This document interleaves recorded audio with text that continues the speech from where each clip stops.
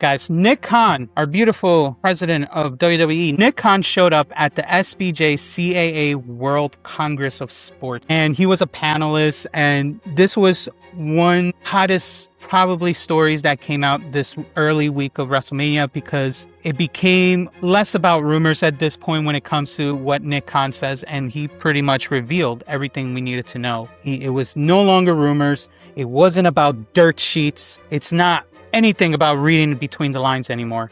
This was Nick Khan on stage this week before heading to Vegas, telling you in plain English how WWE makes decisions. And if you've been watching this WrestleMania 42 build and been thinking why some of this doesn't make sense, well, buckle up, because after this, you're going to know exactly what the hell's been going on. So welcome to the T-Drop. Strong Bruno, soft behavior. So let's start with the tickets. There are three main points that he brought up during this conference, and I apologize, I don't have a video of him talking about it because they didn't record this event.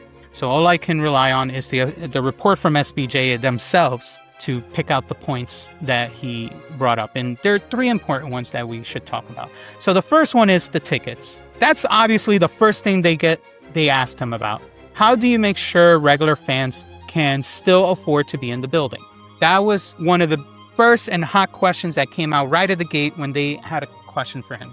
They asked about what is TKO's efforts to keep the last affordability for WrestleMania? So his answer was that he actually used the story about Zuffa Boxing, which is another wing now inside TKO. So it's now UFC, Zuffa Boxing, and WWE. So he's talked the story about Zuffa Boxing and Canelo Crawford at Allegiant last fall, somewhere in September, I believe.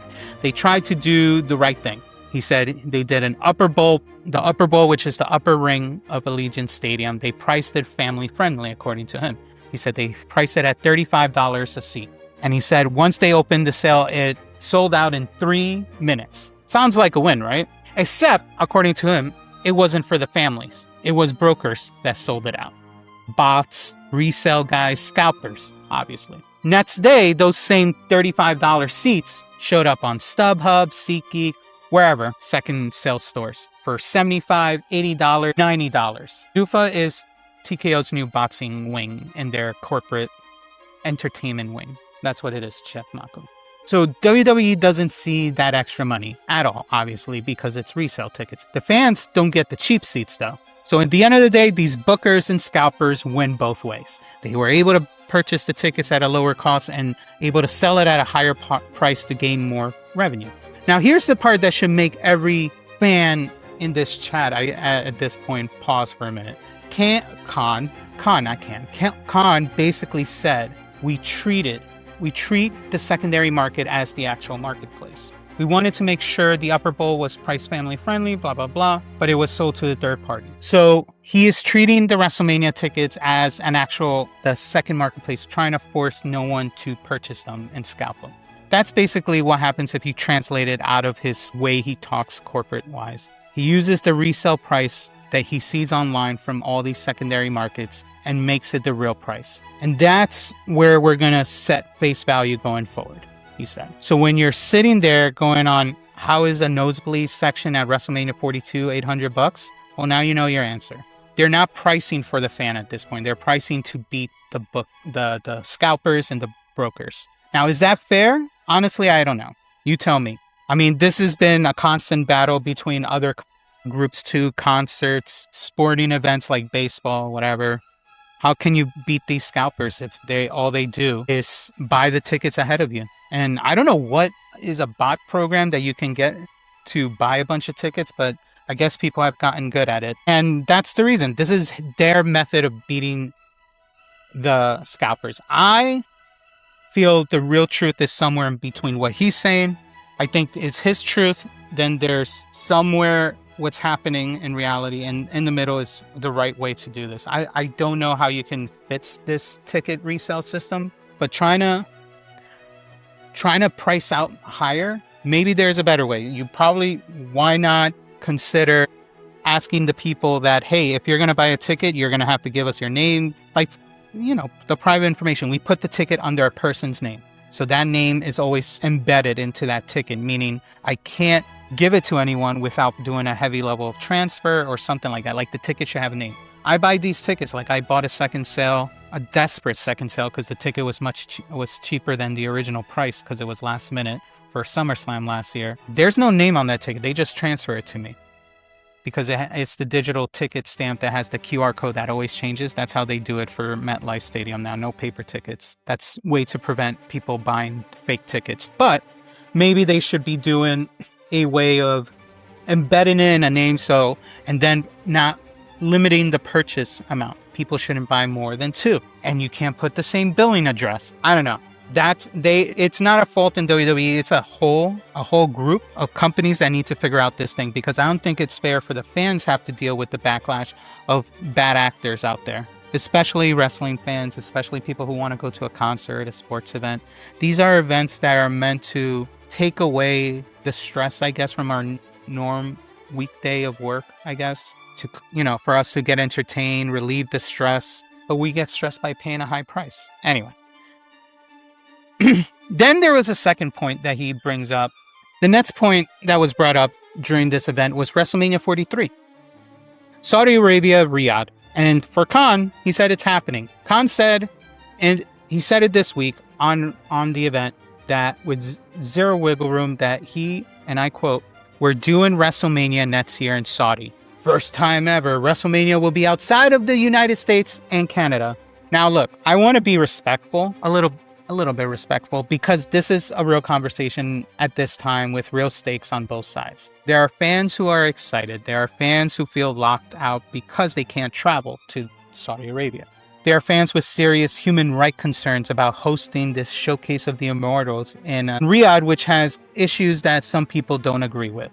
All of these takes are valid. I'm not here to tell you which one is right. What I am here, though, to tell you is that what Khan said about the pushback, and I'm gonna quote directly what he said, which was, and when I mean the backlash, the pushback is from the fans. And he said, "I have never read X or Twitter, whatever you call it, as it relates to our business. And I've certainly never read it regarding me. That is a vocal minority." Let that sit for a second. The president of WWE just told a full room of sports executives from other companies besides TKO that if you're on social media mad about Saudi Mania, you don't exist to him. You're just a vocal minority. The decision's made, man. And the reason the decision's made is because in all the international revenue that he's seeing, in his own words, is substantially greater than it was 5 years ago when halfway through their deal with Saudi. This isn't a hot take for him or anyone at this point. This is, I'm not even spinning this. The money is overseas, the way he's saying it. The fans will watch from wherever. The complaints don't move the needle for him. When it comes to the business, him doing Saudi Arabia is going to make him money. It's going to make him bank. He gets so much money. His whole team probably got a decent profit from Royal Rumble in Saudi. That was their test for a Big Four event to happen there. And they banked. There were people that showed up from over here. They flew down there. It was a 14 or so hour trip though, because he had to transfer like hell. But the way he sees it, it's more profit out there than here. The Royal Rumble, like I said, already went to Saudi Arabia. The pipeline is set. Where do you land on this? To all of you guys, are you going to tune into Saudi Mania next year? Let me know. We'll see what happens. Now, the last comment, and I'm going to end this soon. This is the one that ties it all together, because Nick Khan didn't just drop facts during this speaking event. He handed us the entire idea of how the entire operating system of modern WWE works nowadays. And this is going to be a theme. 3 R's going forward. We're going to talk about 3 R's going forward because that's how Nick Khan thinks about it. Write them down, because this is how the suits at WWE corporate see the company. The first R is ratings. The next one is revenue. And the third one is relevancy. That's it. That's the whole decision tree when it comes to WWE corporate. Khan said, and again, this is his quote, "People are allowed to complain, but we don't adjust our business based on complaints. We adjust based on ratings, revenue, and relevancy." Now, I want to be really clear with you guys. Nick Khan did not say he hates the fans. I just assume it at this point, and that's on me. You guys make the choice based on the information I'm giving you. He didn't say your opinion is worthless per se. He didn't insult the IWC, but what he did say, and this is where I'm going to give you my honest take, this is and it's clearly confirmed that WWE at this point in time is a business first machine. This is no longer an insult to them because it's a description of that they already stated, of a once family-owned business fully gone corporate form. It's no longer, are they all about business? No, they confirmed it. They're all about the business. No more mom and pop.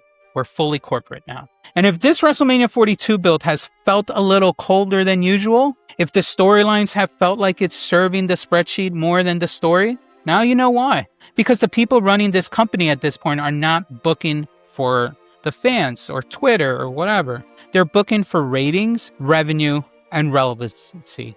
And when I mean relevancy, it's probably more in terms of how more than the typical fan sees the product. If the typical fan always comes, they don't care. They want to get more out there. They want to be out there getting people outside of wrestling. That's what they mean by relevancy. It's all in that order. And here's the kicker I want you guys to sit with before we close this video. Khan also said TKO is now building sponsorship deals across WWE, UFC, and Zuffa Boxing. So what that means, if a brand wants WWE involved, they might have to take a UFC and the boxing Zuffa as well. It's no longer about wrestling promotion anymore. They're all about a conglomerate, flexible leverage. Like they're trying to get all three of them involved in whatever business they're trying to make happen. That's some Disney level thinking applied to sports entertainment at this point. So when somebody in your chat or in whatever comments through social media says, man, WWE doesn't listen to fans anymore, they're half right at this point. WWE doesn't listen to complaints. WWE listens to the biggest things for them. Ratings, much appreciated for the subscription. WWE listens to ratings, revenue, and relevancy. Always put that in your mind going forward when you see the product, you see what they're doing, you're seeing the decisions they're making, the prices they're putting out there. Now you know why. If you want to move the needle on making them work towards and for the fans, there's going to be a few things you guys got to do. The first one is obviously don't respond in social media. Don't tweet, don't complain. You turn off the TV. You cancel, ESPN Plus or Netflix or whatever. You don't buy the ticket. Obviously, I'm wearing freaking WrestleMania gear right now because I'm only halfway there. Am I ever going to go to an event? Only if it's affordable. I'm not going to go going forward. Honestly, SummerSlam was probably going to be the last one in a while. Only because I'm trying to go to all the big four events. The last one being for me is Survivor Series. But after that, I don't care. I'll just watch it on TV. I get a better view on TV anyway. So that's the only language this version of WWE speaks, is making their little graph that they probably open every day and seeing how their revenues and everything's going. You have to, instead of making it stay steady or go up, you have to help them go down, especially if you want them to make changes. Because if it keeps staying consistent, they're gonna probably see the complaints, but they'll brush it off because, hey, my graph is still going. Why the hell do I need to listen to you? And I'm not talking going down in single digits. It needs to be like double at this point. Because Nick Khan also talked about, he responded to the fact that the ticket sales were down from the previous years. And to him, the way he responded is it's only in single percent digits. It's 5%. 8%, whatever the percentage is. He didn't see it as a bad deal because he only lost a small percentage. Again, it's still consistent in his chart to him. That's the only way to close them out, to make them listen. Am I being too harsh? Am I being fair? Let me know in the comments. We can talk about it later with this video. So that's your Nick Khan debrief. Tickets are priced to beat the brokers, the scalpers. WrestleMania 43 is locked into Saudi Arabia for next year. Unless something drastic happens, it's still going there. And as you guys know, every decision this company makes runs through the three-word filter: ratings, revenue, and relevancy. You may not like it. I may not love it. But now at least we're watching with clearer eyes going forward.